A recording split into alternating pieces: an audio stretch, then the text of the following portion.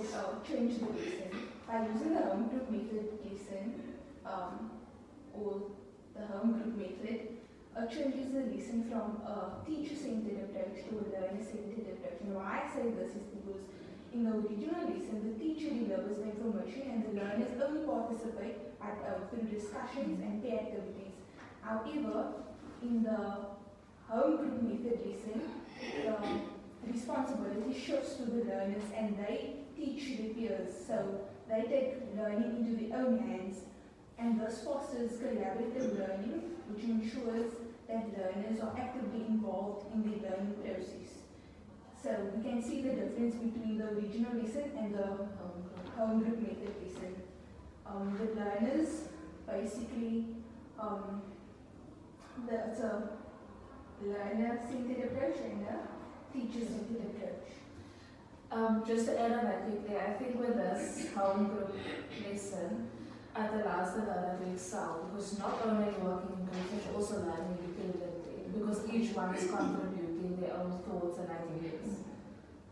And so also to say that each person may have a different point of view or something. So basically you're learning from your friends, like your point of views might be different compared to my point of view, and like learning within a group. And I feel like this, it's a better method of teaching because it's not the traditional way. Yes. And sometimes the learners, they wouldn't like learn best in that way. But okay, so to add on to what Katha, Yoshka and Akifa said, what will using the home group method in the lesson do for learner participation? So we have mentioned that it will give learners a sense of independence so that they can work on their own. It will give learners a chance to get different points of view from each other as well.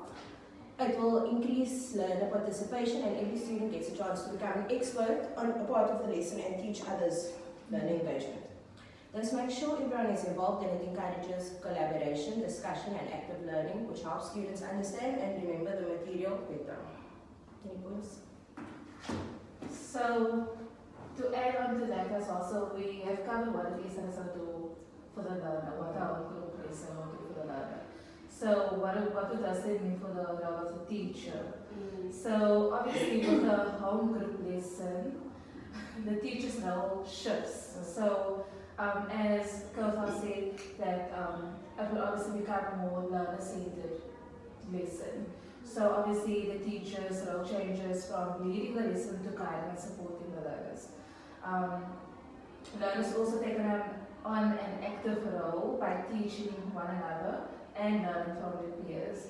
And the teacher will obviously facilitate the lesson and guide learners instead of directly just giving the children work. Also, I think what you're saying, it also helps the teacher, like that to help organize groups. So it's more like, instead of the whole class, they focus only on groups. So I go to your group, I pay attention to you. I go to your group, I pay attention to you. So basically, the teachers always, I wouldn't say attention, but I would say it divides and can be worked on in a smaller group. It always creates order. Yes, order as well. Yes. So the teacher helps organize the groups, provides the necessary resources. Obviously, the teacher provide the resources to the learners, right? And also makes the students stay on track. That's why I'm back to what I just said now. So smaller groups, better outcome of learning or work or whatever. And then also it manages flow of the lesson. So instead of being like that you and your stay, you can have like a how can I say collaborative environment where students feel comfortable sharing and teaching. So they, instead of teaching like you teaching the teacher, they can teach their peers, so they become the teacher as well as peers. So okay, so adding on to what Akiva said, what does this mean for time management and discipline during the lesson? So time management and discipline will require careful monitoring in the home group method. The teacher must allocate specific amounts of time for each activity, forming home groups, working in expert groups, referring to home groups, and engaging in peer activities. The transition between the groups and activities needs to be smooth so that you avoid losing valuable time during the lesson. The teacher also needs to ensure that students stay focused during group work, as there is a potential for distraction when learners are working independently from the teacher. So clear instructions interaction and structured activities will be essential to maintain discipline and keep the lesson on schedule. Thank you.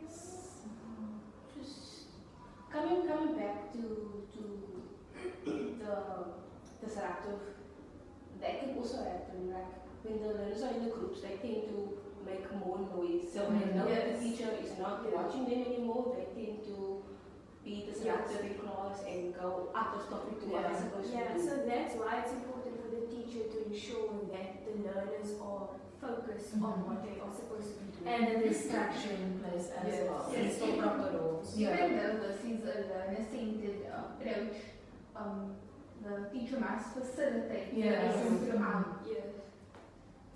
And keep and manage the class. So teach them And manage the time also so that they don't go over time. Because learners tend to speak about different things and then they don't focus and then the lesson gets kicked out of proportion and then they, So would we be able to say that look at the kids, they have this on the able. So can we then say that the home group based lesson is beneficial overall for the teacher and the learner? Yes. And remember, we are teachers. It's our duty to teach, not to tell them what to learn. Yeah. So Good point. And